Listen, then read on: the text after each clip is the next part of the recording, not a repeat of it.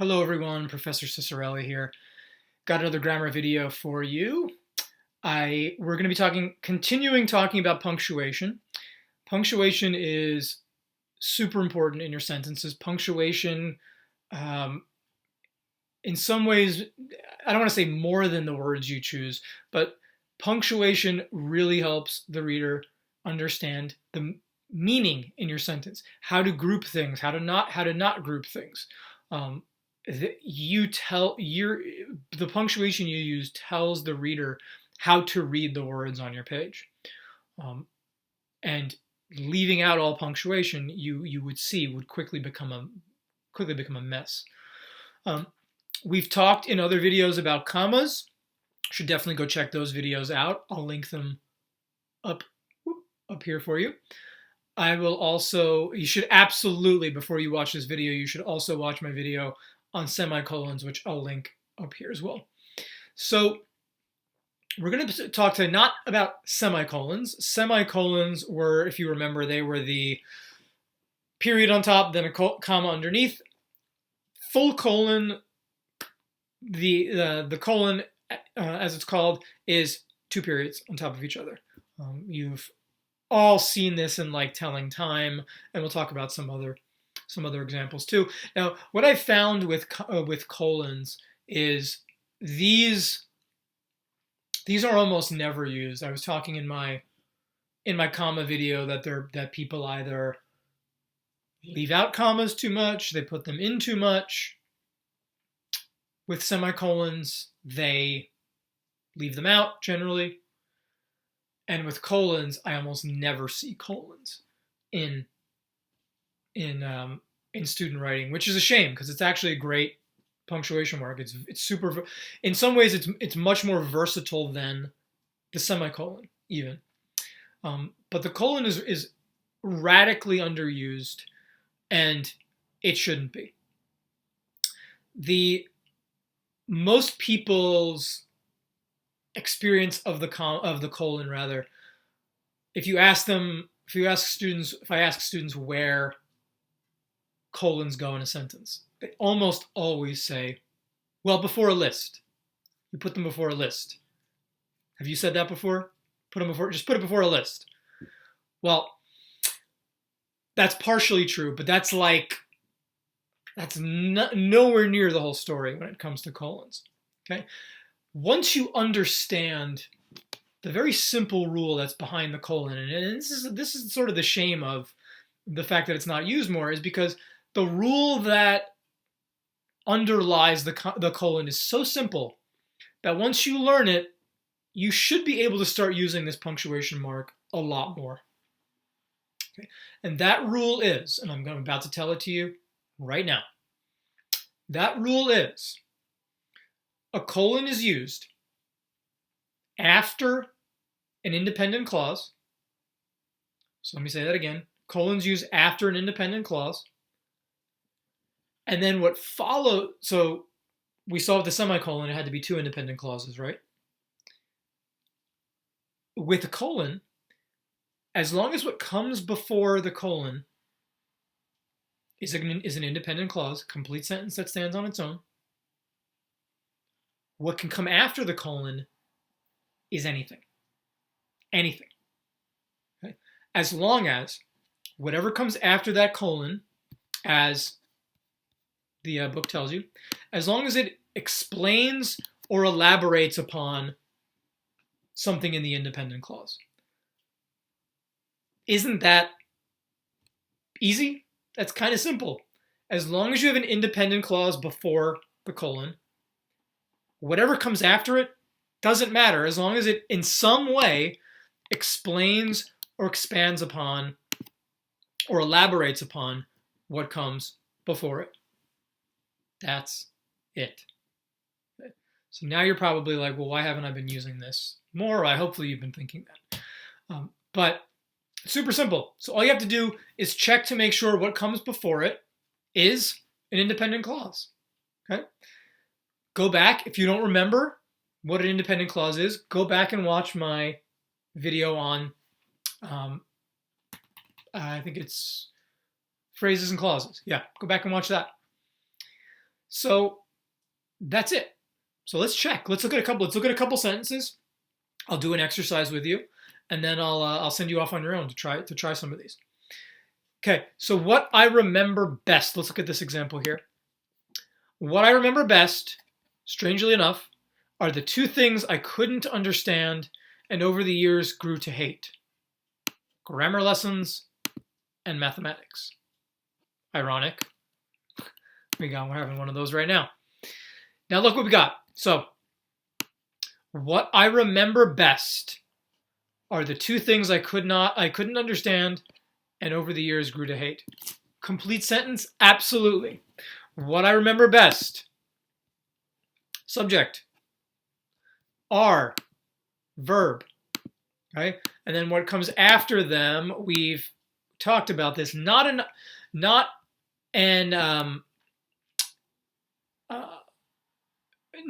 object, but we called it a predicate nominative. Basically, this is another way, because we have the verb to be here.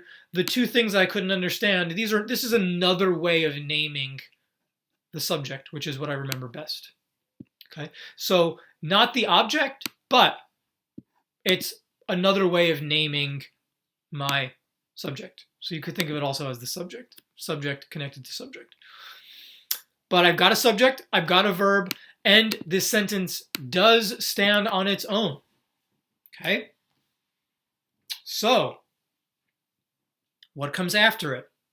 Is it a complete sentence? No. Is it a list? Sort of. It's only two items. Does it fulfill the criteria of explaining or elaborating upon? Yeah. It's telling you what the two things were. Right? Grammar lessons and math. So it fits the definition of a colon, or fits the criteria rather for a colon, therefore it's good to use. Okay. So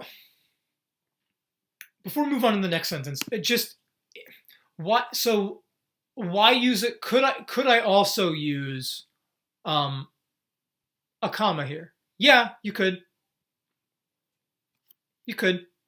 Because this information isn't necessary to the sentence, it's sort of elaborate, it's extra information. But what does the colon do? The colon gives it emphasis. It gives it emphasis that the comma would not give this.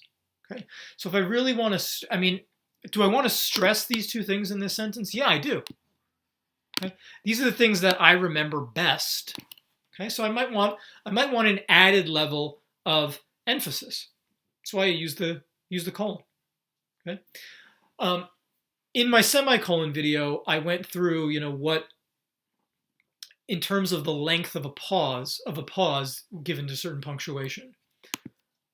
Period is a full stop, full breath, full inhale. Comma, not that much of a pause at all. Keep reading. Semicolon is a pause, I would say somewhere in between a comma and somewhere in between comma and a period. A little longer than a comma, not as long as a period in terms of how long the pause is. I would say the colon is probably closer to the pause of a period. It's really emphasizing whatever comes after it.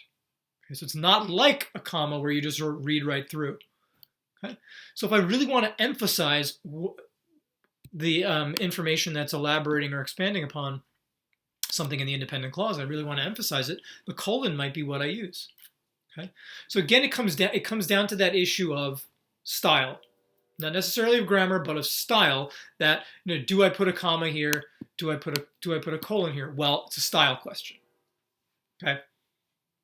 So I would suggest, in terms of style, I want to really emphasize these, put that semicolon there. Would it be grammatically incorrect to put a comma there? No, it wouldn't.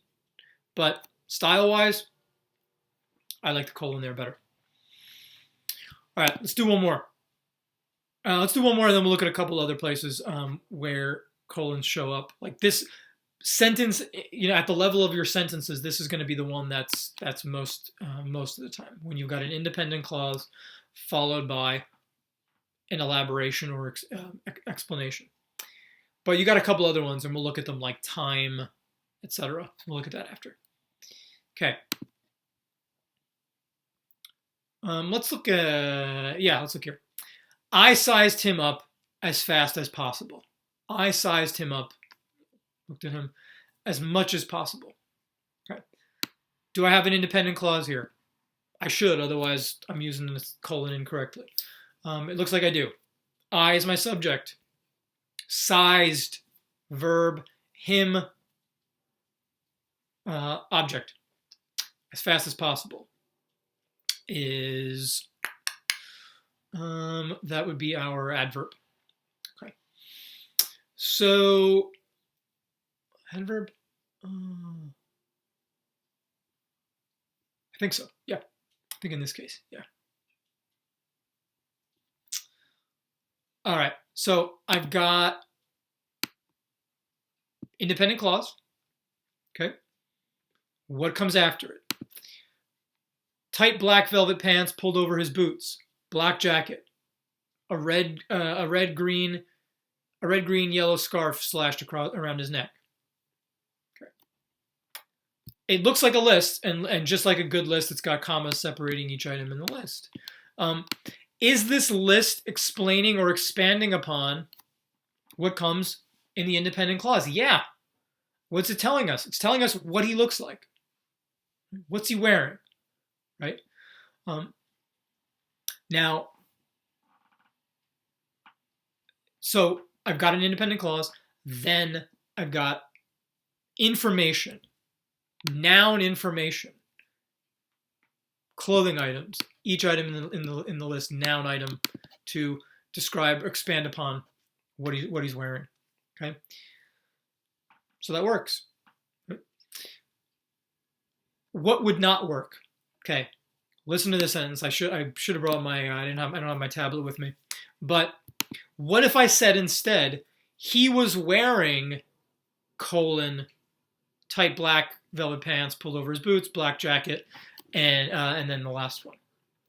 Okay, he was wearing and then the rest here. Let me know in the chat. Why wouldn't that be a good use of a colon?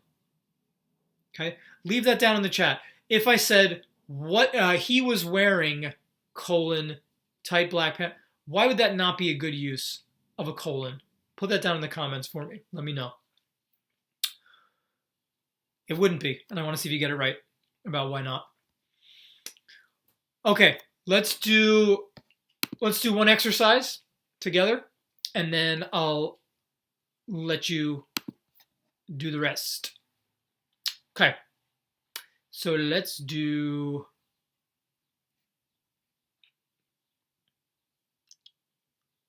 Okay, let's do number 5. Let's do number 5, and then I'll let you look at the rest. Okay. When Harry S. Truman ran for president in 1948, dependent clause. When Harry S. Truman ran for president in 1948, several factors supposedly were working against him.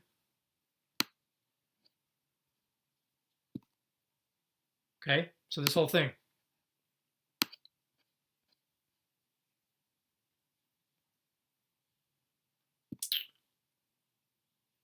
Do I have an independent clause? Yeah, I do. I've got a dependent here, but it's followed by an independent, right? Several factors, subject, were working against him. Were working is my helping verb paired up with my present participle working. So I've got an independent clause here. And that independent clause is connected to my dependent clause. And notice that when I have my dependent clause, then my independent, I have a comma between them. Good. So I've got a complete sentence here that can stand on its own. And then I've got information after the comma. Here, the media, Republican candidate Thomas Dewey's popularity, and Truman's own down-to-earth style. Okay. comma. Could I leave the comma there? Yeah, I could. Grammatically, I could. Style-wise, would that be the best choice? No, it wouldn't. So, what could I do? Well, does the media, Republican candidate, and Truman's own style, does that explain or elaborate upon anything? Yeah, it explains and elaborates upon what were the factors. It answers the question, what were the factors working against him? Okay, so it's not a complete sentence. This is not a complete sentence. Okay, it's more like a list, but it explains or expands upon. So, what could I do? What's my best choice? I could leave it, but the better stylistic choice would be replace the comma. That one? Nope. Remember, can't put, and we'll talk about why no A, but B. Okay, B would be the one. Okay. Why couldn't I put the colon there? Why wouldn't it work? Grammatically, it wouldn't work there. There, that would be grammatically wrong. Okay. This one, stylistically wrong. This one, grammatically wrong. Okay. If I put my colon here, now I'm using a colon to connect a dependent clause to an independent clause. No good. Remember, your colon is always, do I have an independent sentence that can stand on its own, then connected to explanatory information after it. So I could not, grammatically, I could not use it here. The only place I could use it would be here. Okay? All right, so try the rest on your own. And I think this activity if you're one of my students, I'm giving you this for homework. So have a look at this. But if you're just watching this and you want more information about colons, you want me to do more exercises with you, leave me a comment. I'll send a sentence your way, and you could try it out. Okay. Have a good one, everybody.